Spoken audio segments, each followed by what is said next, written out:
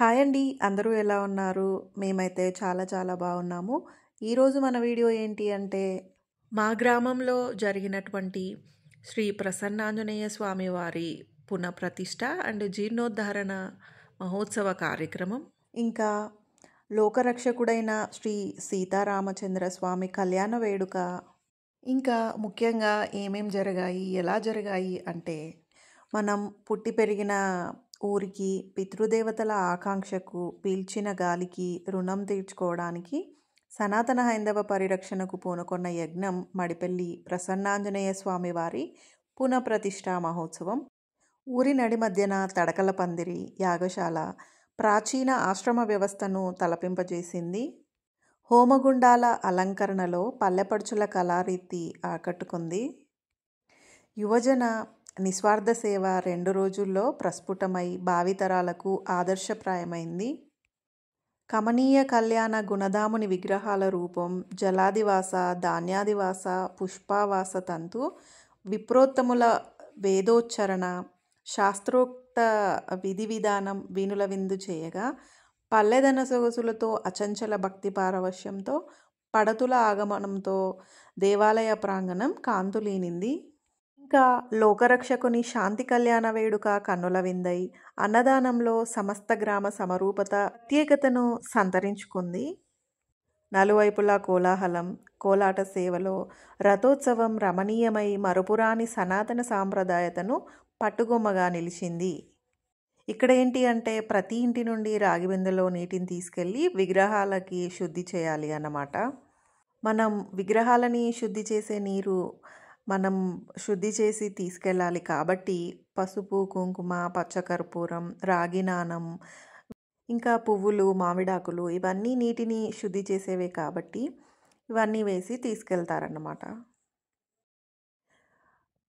విగ్రహ పునఃప్రతిష్ఠ అంటే మనందరికీ తెలిసిందే. కానీ జీర్ణోద్ధరణ అంటే ఏంటి అంటే, ఆలయ వ్యవస్థలో కీలకమైన ప్రక్రియ జీర్ణోద్ధరణ. ప్రకృతి నియమాల వల్ల లేదా ఇతర కారణాల వల్ల ఆలయాలు, అందులోని మూర్తులు జీర్ణమైతే దానిని మార్చి నూతనంగా ఆలయాన్ని, మూర్తులను ఉద్ధరణ చేసే ప్రక్రియే జీర్ణోద్ధరణ. చాలామందికి డౌట్ వస్తూ ఉంటుంది. అదేంటి అంటే, అసలు ఆలయానికి ఎందుకు వెళ్తారు? భగవంతుడు సర్వాంతర్యామి కదా, దేవాలయంలో ఎందుకు వెతుకులాడడం అనే సందేహాలు చాలామందిలో తలెత్తుతూ ఉంటాయి. అయితే ఆలయానికి వెళ్ళడం వల్ల మానసిక ప్రశాంతత ఉంటుంది.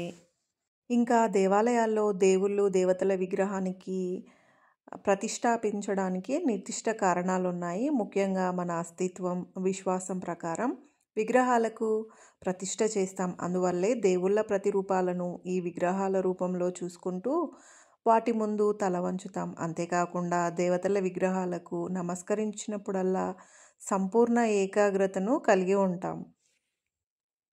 అంతేకాకుండా మానసిక ఒత్తిడి నుండి కూడా ఉపశమనాన్ని పొందుతాము.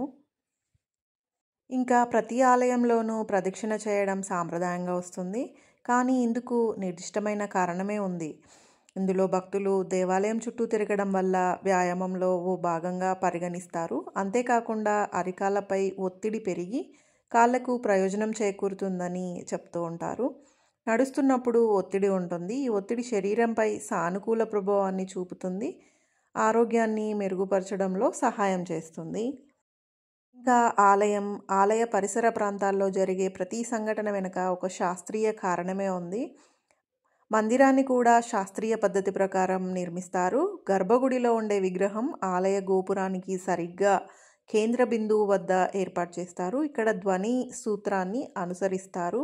దీన్ని దృష్టిలో ఉంచుకొని ఈ విధంగా ఏర్పాటు చేస్తారు. కాబట్టి దేవాలయంలో మంత్రాలు ఉచ్చరించిన ప్రతిసారి ఆ మంత్రాల స్వరాలు, ఇతర శబ్దాలు ఆలయంలో ప్రతిధ్వనిస్తూనే ఉంటాయి. ఫలితంగా అక్కడ సానుకూల శక్తిని పొందుతారు అక్కడున్న భక్తులు. అందుకే మనకు దేవాలయాలకు వెళ్ళినప్పుడు ఎంతో ప్రశాంతత, ఆహ్లాదభరితంగా కూడా అనిపిస్తూ ఉంటుంది. విగ్రహ పునఃప్రతిష్ఠ ఈ జీర్ణోద్ధరణ కార్యక్రమ మహోత్సవానికి మా ఆయన 5,116 ఇచ్చి తన ఉడతా భక్తిని చాటుకున్నాడు. కుడి చేత్తో ఇచ్చింది ఎడమ చేతికి తెలియకూడదు అని అంటూ ఉంటారు. కానీ ఇక్కడ ఎందుకు చెప్పాల్సి వచ్చింది అంటే మన దేవాలయాలని కాపాడుకోవడం మన బాధ్యత కాబట్టి. మన పూర్వీకులు చూశారు ఈ దేవాలయం, మనము చూస్తున్నాం. అండ్ మన భవిష్యత్ తరాలకి కూడా దేవాలయాలని కాపాడుకోవడం మన బాధ్యత అని తెలియజేయడానికి చెప్పడం జరిగింది. విగ్రహ పునఃప్రతిష్ఠ తర్వాత అందరికీ అనిపించిన విషయం ఏంటి అంటే ఇప్పుడు ఊరికి అసలైన కళ వచ్చింది అని ఆనందం వ్యక్తం చేస్తున్నారు. వీడియో లెంతీగా ఉంది అని అనుకున్న వాళ్ళు 2x స్పీడ్లో పెట్టి చూడండి, ఏం పర్లేదు. ఎందుకంటే నేను స్లోగానే చెప్పాను. మీరు 2xలో పెట్టి చూసినా మీకు అర్థమైపోతుంది కాబట్టి. మిమ్మల్ని ఇబ్బంది పెట్టడం కూడా నాకు ఇష్టం లేదు కాబట్టి ఏం పర్లేదు, మేము ఫ్రీగానే ఉన్నాము, చూస్తాము అంటే థ్యాంక్ యూ సో మచ్. ఇక్కడ ఏంటి అంటే జలాదివాసం అనే మహోత్సవం ప్రారంభం కాబోతుంది. దానికోసం అంతమందిలో కూడా స్వామివారు తన సేవ కోసం నన్ను ఆజ్ఞాపించారేమో పాల్గొనాలని చెప్పి అనిపించింది. నేను ఊడ్చడం పూర్తి చేశాక పంతులు గారి వైఫ్, తను గవర్నమెంట్ టీచర్ అంట, ఆ మేడం నీళ్లు చల్లి ముగ్గులు వేశారు. ఆ 2 days ఆ మేడం ఎంత యాక్టివ్గా ఉన్నారు అంటే కోలాటంలో కానీ అన్నిట్లోనూ తన పార్టిసిపేషన్ చాలా యాక్టివ్గా ఉంది. అసలు ఈ జలాదివాసం అనేది ఒక హిందూ ఆచారం. ఇందులో దైవిక చిహ్నాన్ని నీటిలో ముంచడం ఉంటుంది. జలాదివాస అనే పదానికి అర్థం నీటిలో మునిగిపోవడం అని. ఇది ఎందుకు చేస్తారు అంటే దైవిక చిహ్నాలను శుద్ధి చేయడానికి జలాదివాసం నిర్వహిస్తారు. ఇది ప్రాణప్రతిష్ఠ పండగ సమయాల్లో నిర్వహిస్తారు. ఇది ఒక విగ్రహాన్ని ప్రతిష్ఠించి ఆలయానికి జీవం పోయడానికి అన్నమాట, ఒక ఆచారం లాంటిది. ఇది ఎలా నిర్వహించబడుతుంది అంటే విగ్రహం నీటిలో మునిగిపోయి దాని తల వచ్చేసి తూర్పు వైపుకి తిరిగి ఉంటుంది. ఆ విగ్రహాన్ని పూర్తిగా లేదా పాక్షికంగా అయినా మునిగిపోయేలా ఉంచుతారు. ఆ విగ్రహాన్ని రాయితో కానీ లేదా లోహంతో కానీ తయారు చేయబడి ఉంటుంది. అసలు ఈ జలాదివాసం ఎందుకు నిర్వహిస్తారు అంటే ఈ ఆచారం వేదాలలో నీటి ప్రాముఖ్యతను చెప్పడం గురించి, ఇంకా నీటిని కాంతి యొక్క సారాంశంగా పరిగణిస్తారు మరియు ఆచార సమయాల్లో జపించే మంత్రాలన్నీ నీటి రూపమేనని చెప్తుంటాయి. ఇంకా నీరు అనేది జ్యోతి లేదా కాంతి యొక్క సారాంశం అని కూడా చెప్తూ ఉంటారు. ఈ కార్యక్రమం జరుగుతున్నంతసేపు గూస్ బంప్స్ వచ్చేసాయి. గూస్ బంప్స్ అంటే గగురుపాటుకి లోనవ్వడం అన్నమాట. చాలా ఎగ్జైట్మెంట్తో వచ్చేది. ఒకసారి మీరు వినండి.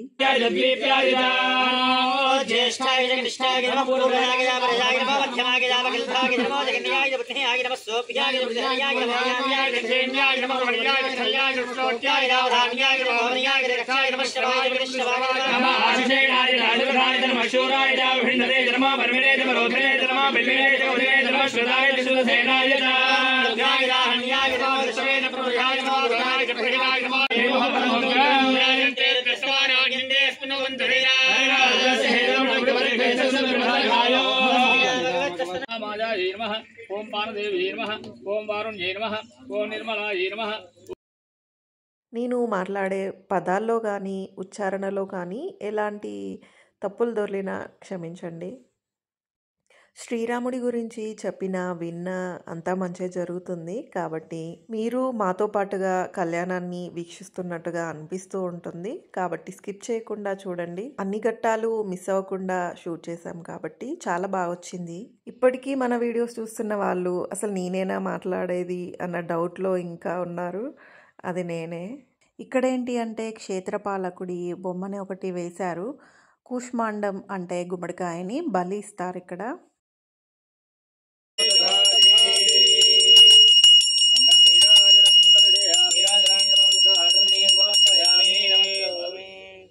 రమారమణ గోవిందో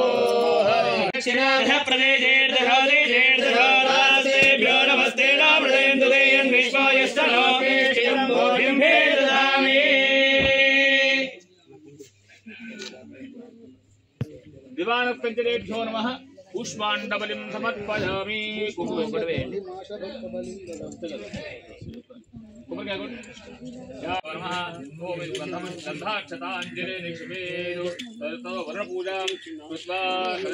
ఇక్కడ జలాదివాసం మహోత్సవం అనేది పూర్తయిపోయింది. ఇక్కడ హోమం కోసం వేసిన చలవ పందిరి ఈరోజు హోమంని పూర్తి చేశారు. అండ్ సాయంత్రం సమయంలో ప్రతి ఇంటి నుండి 1 కేజీకి పైన ధాన్యాన్ని తీసుకురమ్మని చెప్పారు. నెక్స్ట్ వచ్చే కార్యక్రమం ధాన్యాదివాసం అనే మహోత్సవం కాబట్టి జలాదివాసం కార్యక్రమం పూర్తయిన తర్వాత ఇలా విగ్రహాలని పెట్టి విగ్రహాల పైన ధాన్యాన్ని ఇలా ప్రతి ఇంటి నుండి తీసుకొచ్చి అందరూ మహిళలు ఇలా పోస్తారు. ఇవి విగ్రహాలు పూర్తిగా మునిగేంత వరకు పోస్తారు. రాత్రంతా విగ్రహాలని ధాన్యాదివాసంలోనే ఉంచుతారు. ధాన్యాదివాసం పూర్తయిన తర్వాత పుష్పాదివాసం అనే మహోత్సవం స్టార్ట్ అవుతుంది. పుష్పాదివాసం అంటే రకరకాల పువ్వులని తీసుకొచ్చి ఈ ధాన్యాదివాసం పైనే పుష్పాలు కూడా చల్లుతారు. చూస్తున్నారు కదా, ఇక్కడ కనిపిస్తున్న కార్యక్రమం వచ్చేసి పుష్పావాసం. ఈ కార్యక్రమం తర్వాత మహిళలందరూ భగవంతుడి పాటలపైన కోలాటాలు చేశారు. కోలాటం ఒక రకమైన సాంప్రదాయక సామూహిక ఆట. కోల, ఆట అనే 2 పదాల కలయిక వల్ల కోలాటం ఏర్పడింది. కోల అంటే కర్రపుల్ల అని అర్థం, ఆట అంటే క్రీడ లేదా నాట్యం అనే అర్థాలు ఉండడంతో కోలాటం అంటే కర్రతో ఆడే ఆట అని అర్థంగా చెప్పవచ్చు.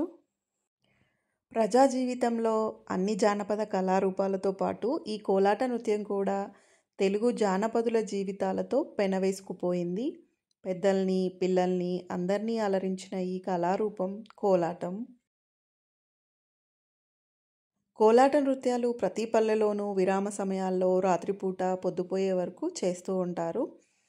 ఈ కోలాటాలు ముఖ్యంగా పెద్ద పెద్ద తిరునాళ్ళ సమయాల్లోనూ, దేవుళ్ళ ఉత్సవాల్లోనూ, బహిరంగంగా వీధుల్లోనూ ప్రదర్శిస్తూ ఉంటారు.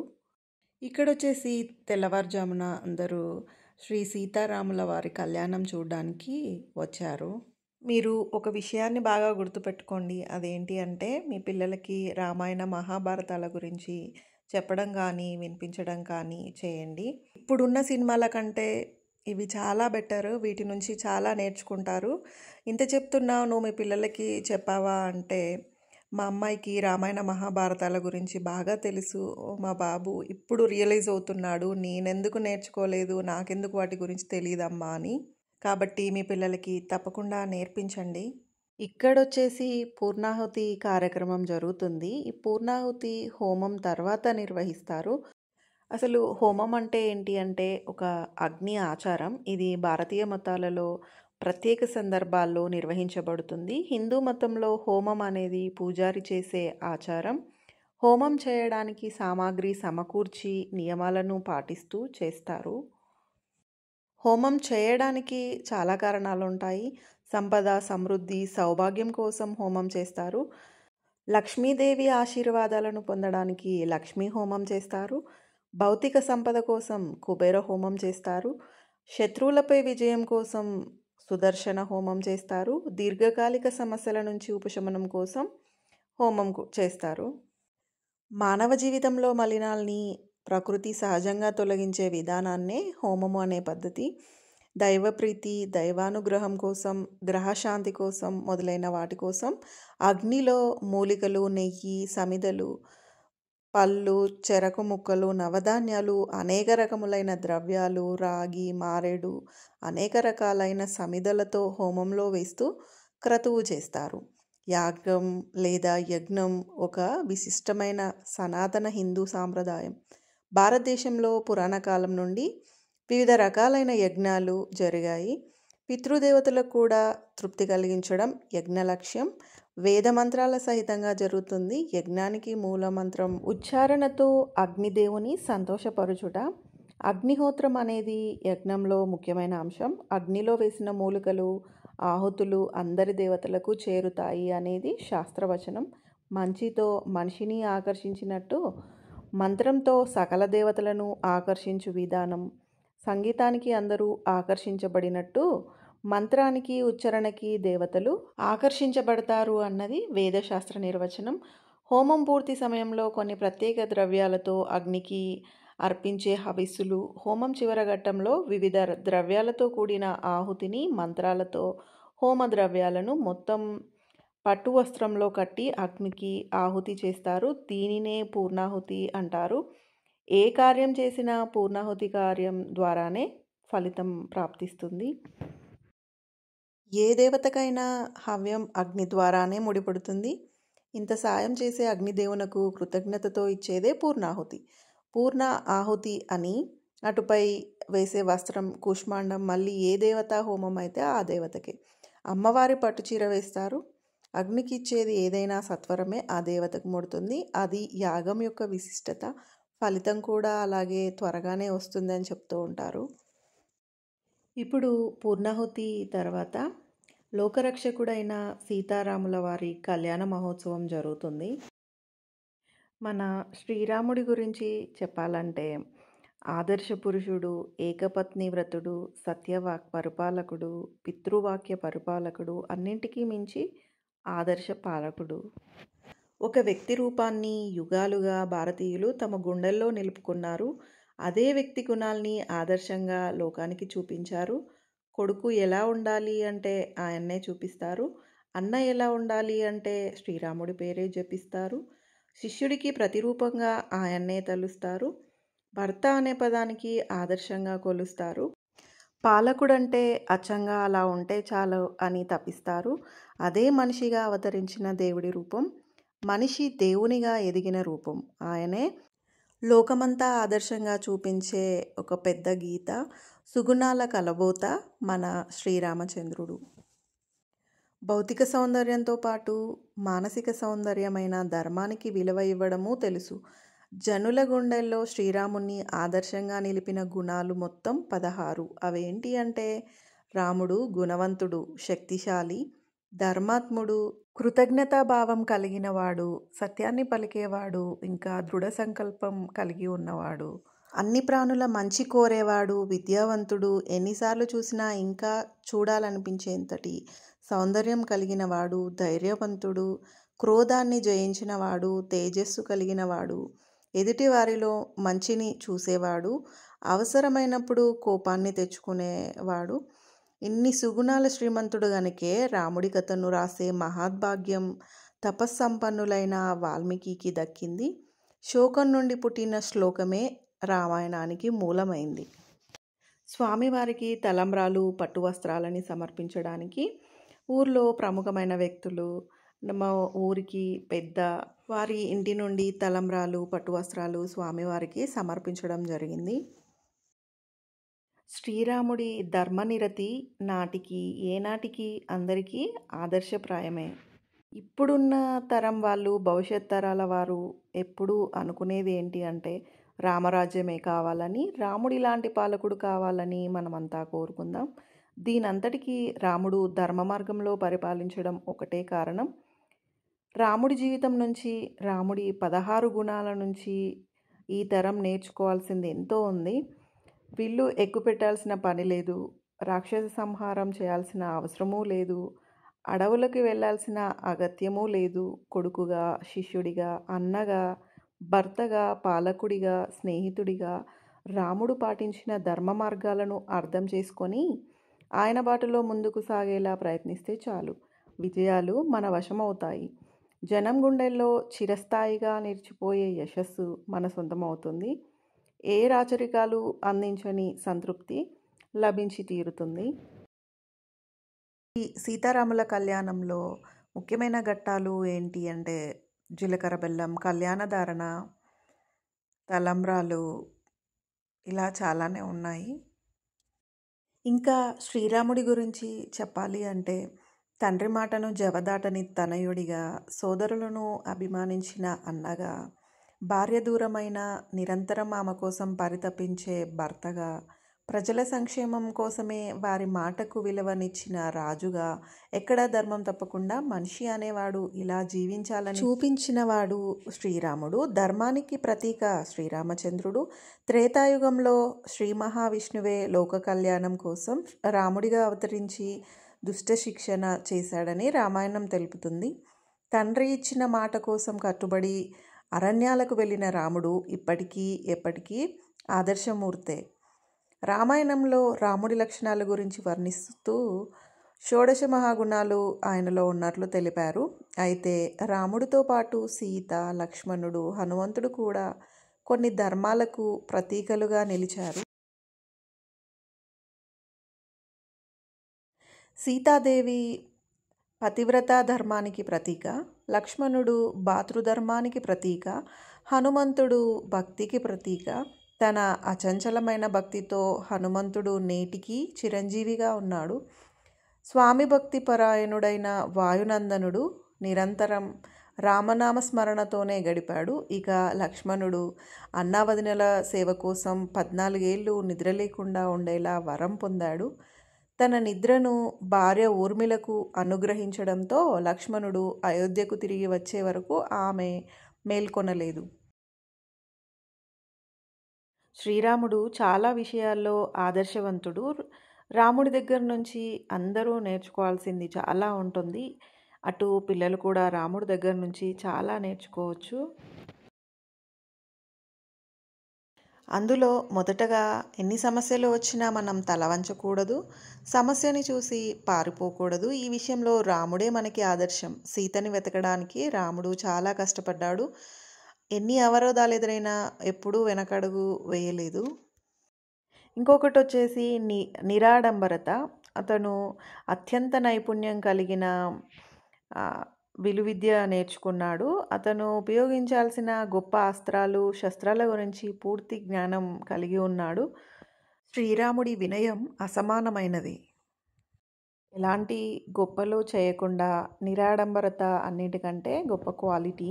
ఇది కూడా ఇప్పుడున్న పిల్లలు నేర్చుకోవాల్సింది.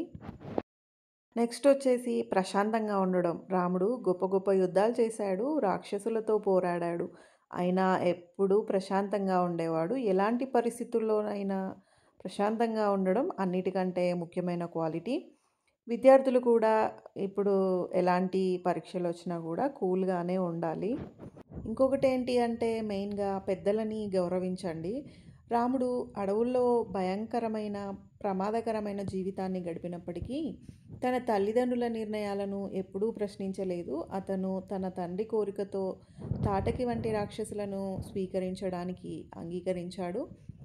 తన సవతి తల్లి కోరికపై వనవాసానికి వెళ్ళాడు. పిల్లలు కూడా తల్లిదండ్రుల నిర్ణయాలని గౌరవించండి. ఇంకొక మంచి గుణం ఏంటి అంటే పక్షపాతం ఎప్పుడూ పరిష్కారం కాదు. రావణుని సోదరుడు విభీషణుడు తన సొంత రాజ్యం నుంచి బహిష్కరించబడ్డాడు. రాముడి దగ్గరికి వచ్చాడు. శత్రువు తమ్ముడిపై రాముడు ఎలాంటి పక్షపాతం చూడలేదు. బయాస్గా ఉండడం ఎప్పుడూ మంచిది కాదు. కాబట్టి మీరు కూడా ఫ్రెండ్స్ విషయంలో పక్షపాతం చూపించకండి, న్యాయం వైపే ఉండండి. ఇంకా లాస్ట్ వన్ ఏంటి అంటే స్నేహితుల ప్రాముఖ్యత. లక్ష్మణుడు రాముడికి తమ్ముడు. ఆంజనేయుడితో పాటుగా లక్ష్మణుడు కూడా శ్రీరాముడికి పరమ భక్తులు. వీరు రాముడికి అత్యంత సన్నిహితులు. సామ్రాజ్య పాలనను తన సోదరుడు భరతుడికి, కుటుంబ బాధ్యతను తన సోదరుడు శత్రుఘ్నుడికి అప్పగించాడు. మీ కుటుంబం, తోబుట్టువులు మీ జీవితంలో మీకు లభించే ఉత్తమ స్నేహితులు కాబట్టి అందుకే వీరిని ఎప్పుడు గౌరవించండి, ప్రేమగా ఉండండి. ఇవన్నీ శ్రీరాముడి దగ్గర నుంచి ఇప్పుడున్న పిల్లలు నేర్చుకుంటే బాగుంటుంది అని అనిపిస్తుంది. రామాయణ మహాభారతాలను పిల్లలకి చూపించండి లేదా వినిపించండి. కొంతలో కొంతైనా మార్పు తీసుకొచ్చిన వాళ్ళం అవుతాము. కళ్యాణ మహోత్సవం తర్వాత అన్నదాన కార్యక్రమం జరిగింది. అంత ఎక్కువ మొత్తంలో చేసినా కూడా మన ఇంట్లో చేసిన విధంగా వచ్చాయి. ప్రతి ఒక్క కర్రీ కూడా చాలా బాగున్నాయి. మనం అన్నదానం చేసిన వాళ్ళకి బాగుండాలి అని చెప్పి అన్నదాత సుఖీభవ అని చెప్పి అక్కడ నుండి వచ్చేసాము. సాయంత్రం సమయంలో స్వామివారి ఊరేగింపు జరిగింది. అక్కడ మంగళహారతులతో నీళ్ళ బిందెలతో స్వామివారికి ఆహ్వానం పలికారు. ఇంత ఓపిక్గా ఇంత లెంతీ వీడియోని చూసిన మీ అందరికీ చాలా పేషెన్స్ ఉందని అర్థమైపోయింది. చూసిన ప్రతి ఒక్కరికి థ్యాంక్ యూ సో మచ్. చూశారు కదా, ఇవి మా ఊరి సీతారాముల కళ్యాణం విశేషాలు, జీర్ణోద్ధారణ కార్యక్రమం, పునఃప్రతిష్ఠ కార్యక్రమం విశేషాలు. మీకు నచ్చినట్లయితే తప్పకుండా లైక్ చేయండి. వీడియోని చూస్తున్నారు కానీ లైక్స్ చేసేవారు తక్కువ మంది ఉన్నారు. ఏం పర్లేదు, మీకు నచ్చినప్పుడే లైక్ చేయండి. Take your own time. మన ఛానల్ని కొత్తగా చూస్తున్న వాళ్ళు మాత్రం తప్పకుండా సబ్స్క్రైబ్ చేసుకోండి. ఆల్రెడీ సబ్స్క్రైబ్ చేసుకొని మన వీడియోస్ చూస్తున్న ప్రతి ఒక్కరికి thank you so much all for supporting us. మీ ఆదరణాభిమానాలు ఎప్పుడూ ఇలాగే మన ఛానల్పై ఉండాలని మనస్ఫూర్తిగా కోరుకుంటున్నాను. సర్వేజన సుఖినో భవంతు. అందరూ బాగుండాలి, అందులో మనం ఉండాలి. శ్రీరామ రామ రామేతి రమే రామే మనోరమే సహస్రనామ తత్తుల్యం రామనామ వరాననే. ఈ శ్లోకాన్ని 3 సార్లు స్మరిస్తే ఒక విష్ణు సహస్రనామ పారాయణం చేసిన ఫలితమే కాదు, భక్తులకు శివ సహస్రనామ ఫలితం కూడా లాభిస్తుంది. దీని అర్థం ఏంటి అంటే, రామనామం 1000 దేవుళ్ళు అంటే విష్ణువులాగా గొప్పది అని అర్థం. సహస్రనామం అని అంటూ ఉంటాం కదా, ఒక్కసారి జపించడం వల్ల 1000 సార్లు జపించడంతో సమానం. కాబట్టి తప్పకుండా శ్రీరామనామ స్మరణ చేసుకుంటూ ఉండండి. ఇప్పటికీ కూడా ఆ కళ్యాణ మహోత్సవ దృశ్యాలు అన్నీ నా కళ్ళ ముందు ఉన్నట్టుగానే అనిపిస్తూ ఉన్నాయి. నేను వెళ్ళకపోయి ఉంటే చాలా మిస్ అయ్యేదాన్ని అనిపిస్తూ ఉంటుంది. ప్రతి ఒక్క ఘట్టాన్ని దగ్గర నుండి చూశాను కాబట్టి చాలా బాగా అనిపించింది. అండ్ ఫైనల్గా stay tuned for more information videos.